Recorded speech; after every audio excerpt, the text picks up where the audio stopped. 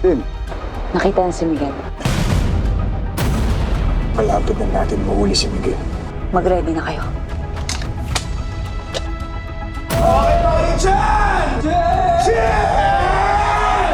Nandito na kami sa location.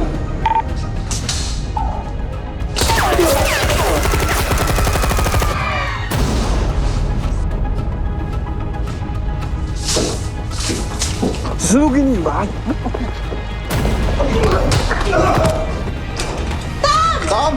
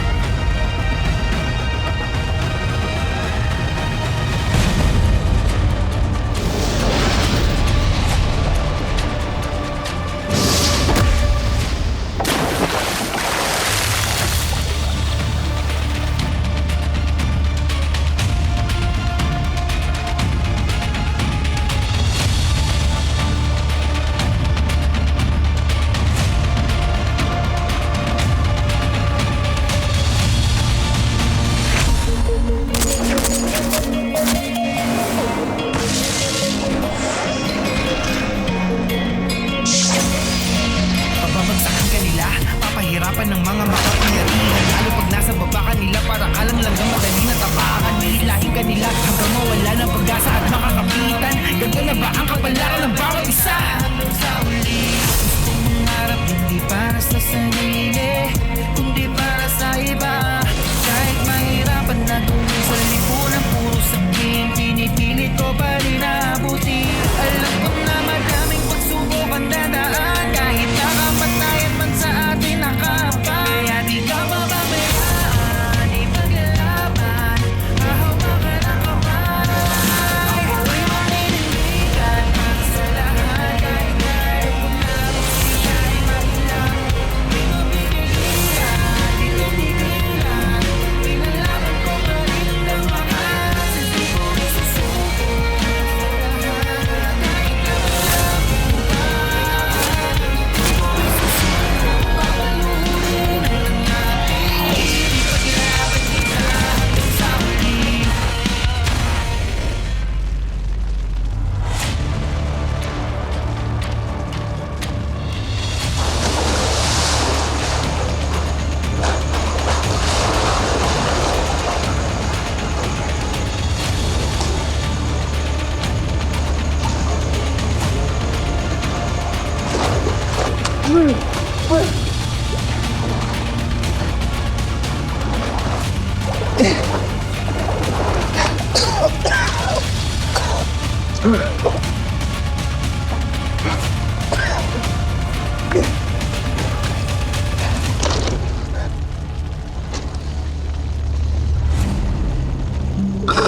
Hindi hustisya kapag namatay ka lang. Kailangan mo mabuhay, Miguel. Para pagbayaran mo lahat ng mga kasalanan mo.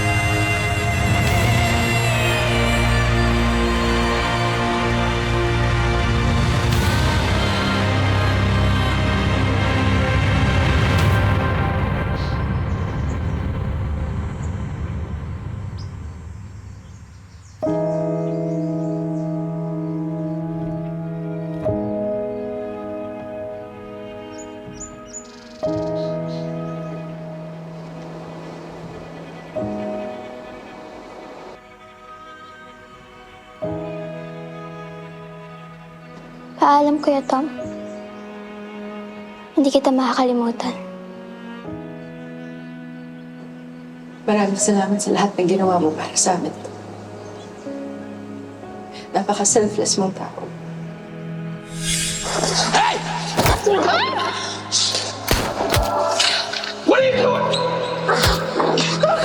Lagi mo lang iniintindi yung iba bago ang sarili. Huwag na sitaw.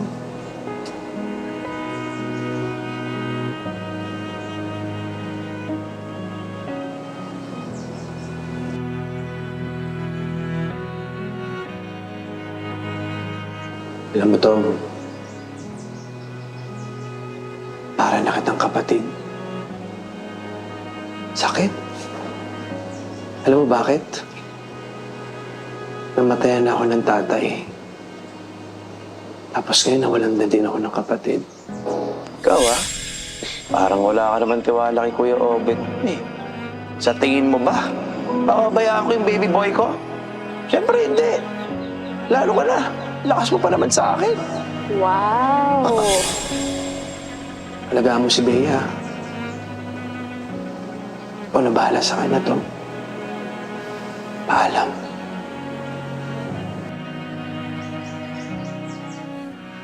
Madami na tayo na pagdaanan, Tom.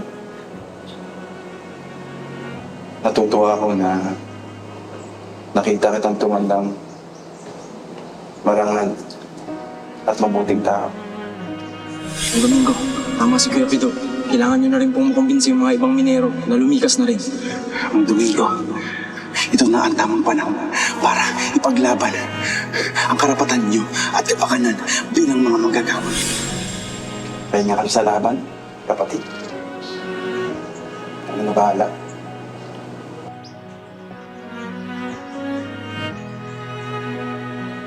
Tom, maraming salamat sa lahat ng mga sinakripisyo mo para sa amin. Kahit mahirap, kahit mapanganib, pinaglaban mo pa rin para sa katarungan.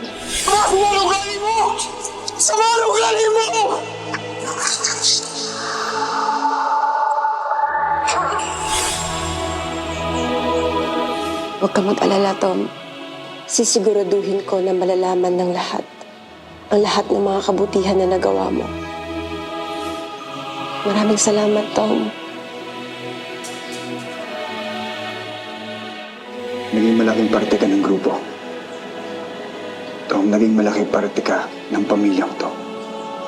Maraming salamat sa inyong lahat.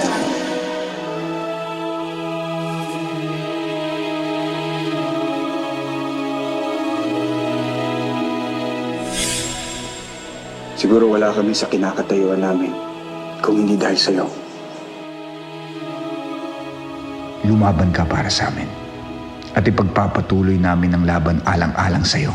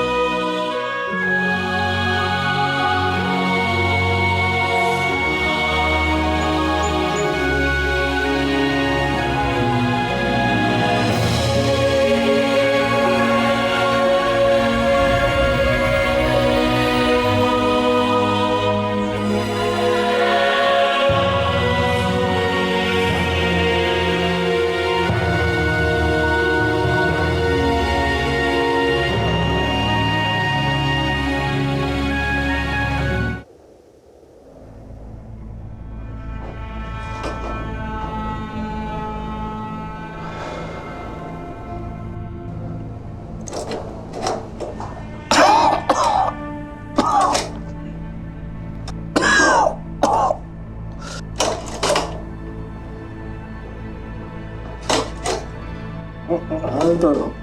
Magaling na to. Dahil po tinakasan ninyo ang yung scheduled court date, you are under arrest for contempt of court. Dala. May karapatan kayong manahimik o magsawalang kibo. Ano man ang yung sasabihin na maaaring gamitin, pabor o laban sa inyo sa anumang hukuman. Nakikinig ba kayo? Ha? Sandali! May karapatan kayong kumuha ng abogado na iyong napili. At kung wala kang kakayahan, ito'y pagkakaloob sa iyo ng pamahalaan. Si Norman, yun yung kailangan nyo, hindi Tanggalin niyo nga ito! Makipagtulungan po kayo sa amin. Kumalma po kayo. Pakawala niyo! Anong pangalan mo? Ha? Kuya Bas? Go! Kumalma po kayo. Kasi sinasabi ko sa'yo, susunugin ko kayo lahat! Lahat! Kumalma po kayo. Let me out! Give me out! Give me out! Stop!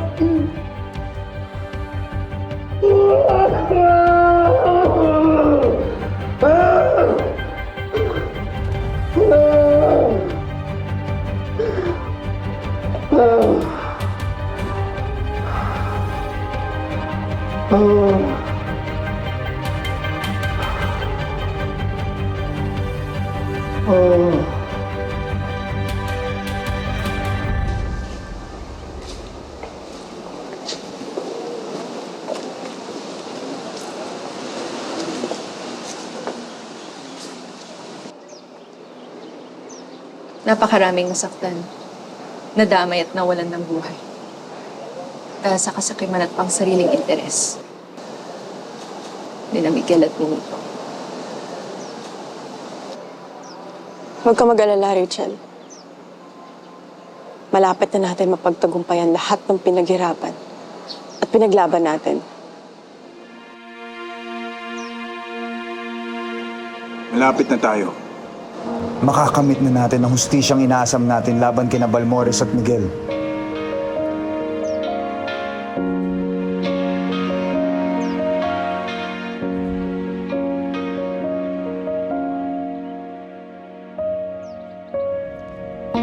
Nahatulan na si Benito at mabubulok na siya sa kulungan. Bumagsak na ang organisasyon niya at wala na siyang kakampi. Sigurado ako na wala na siyang pabor na mabibili.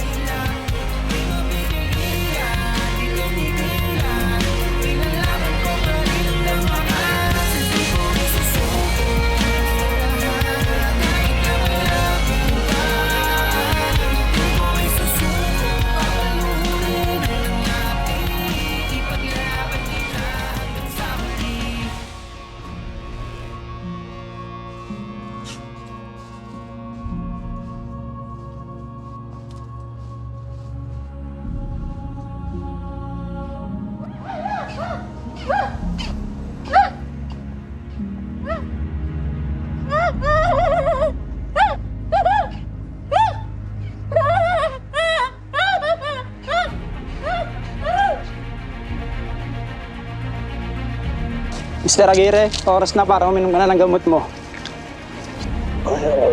Mr. Aguirre, inom ng gamot mo. Ayoko ng gamot! Hindi, inom ka na, Mr. Aguirre. Bakit ikaw? Wag! Jefferson, tulungan mo ako. Mr. Aguirre. Jefferson, tulungan mo ako dito, Jefferson. Ang kaso ni Miguel ay kailangan ipagpaliban dahil wala siya sa tamang pag-iisip. Sa panahong mabuti na ang kalagayan niya, ay maaari nang ipagpatuloy ang paglilitis. Sisiguraduhin kong mananagot sila sa batas. Hayaan mo na. Ang importante, nakulong na sila. Sa totoo lang, marami pa sila. Mga dating kakampi ni Benito na ginagamit namin ngayon sa kaso. Mga pulipiling maduming, mga korap ng pulis, mga negosyanteng sa kulungan. Sigurado pa ako na marami sila. Oo, sigurado yun. Kaya kailangan kong tulungan si Masina para hanapin sila lahat. Kung kailangan mo ng tulungan mo, tawagan mo lang kami. Sige. Mag-iingat kayo dito. Mag-ingat ka doon, Tubo. Ingat po.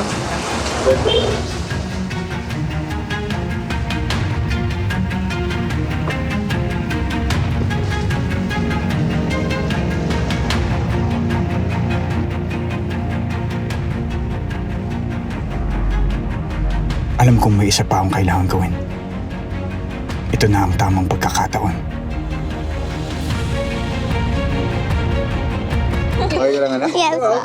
Dahan-dahan lang, baka mabulinan ka. Yes, po, Daddy. Paparapapupeten! Tayo ay mag-inuman! Ha? Oh, paano ba yan? Kailangan natin uminom at mag-celebrate dahil pumarap na sa batas ang mga masasamang tao at tayo ay... Nanalo! Okay? Maglalagay na ako? Hindi ka pwede.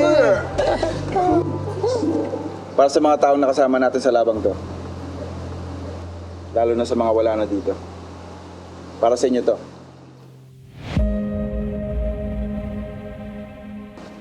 Para kay Tom.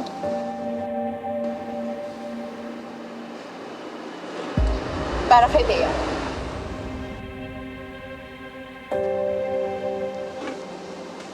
Para sa lahat ng mga nandito pa.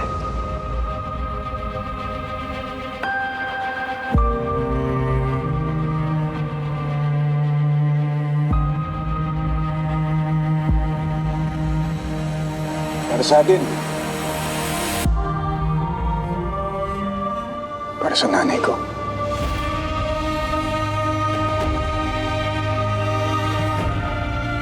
Para kay Mercy. Para sa lahat na naging biktima ni Benito Balmores at ni Miguel Aguirre. Ngayon, nakakahanap na ng justisya. Para sa nabuo nating pamilya.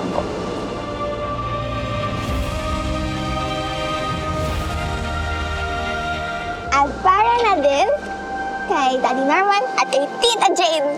Yun! Yan ang pinakinabangan ko sa lahat! Ano pa hinihintay natin? I-cheers na natin to! Cheers!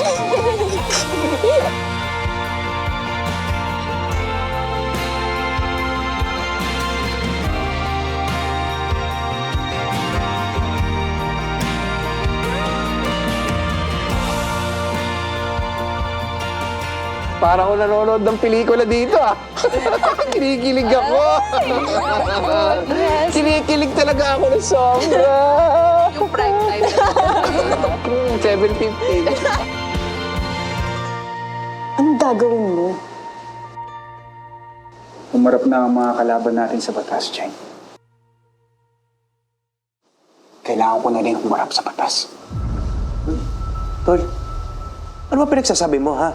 Kailangan kong panagutan lahat ng kasalanan na ginawa ko, Obed. Susuko ko sa pulis. Tol, baka nakakalimutan mo lahat naman ng ginawa natin para sa tama, di ba? Tama, Norman. Tinama lang naman natin yung mga pagkakamaling nakita natin, ha?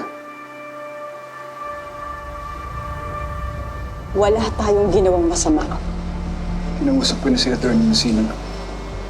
Binasura na ng korte ang kaso laban sa atin dahil wala silang sapat na ebidensya. Pero ako, Jane,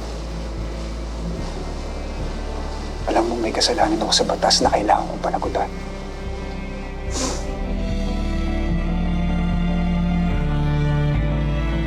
Gumawa ako ng peking pangalan para maging abogado.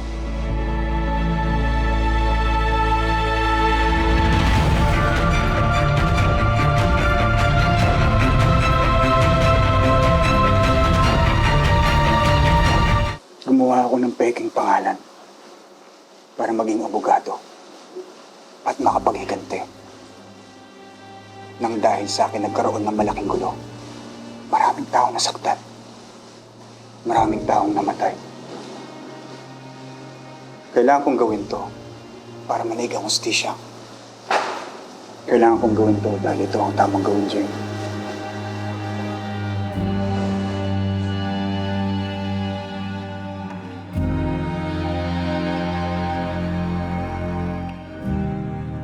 Daddy? No.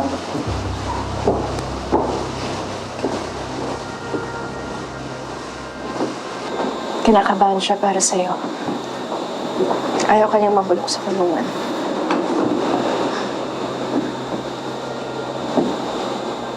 Anak, alam kong nakakatakot yung gagawin ni Daddy. Sana maintindihan mo man yan. Naiintindihan ko naman po yan. Bilib nga po ako sa'yo eh. Kasi matapang po kayo.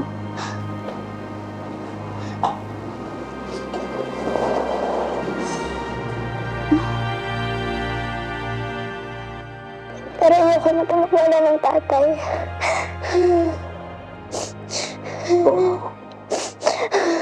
Kahit na sa ilang ano, sisigurado naman yung Anastasia. Sisigurado ko na magkikita tayo muli, anak. Promise. Siguraduhin ko yan. Pangako. Pangako, mahal ko. I love you, Daddy. Mas mahal kita.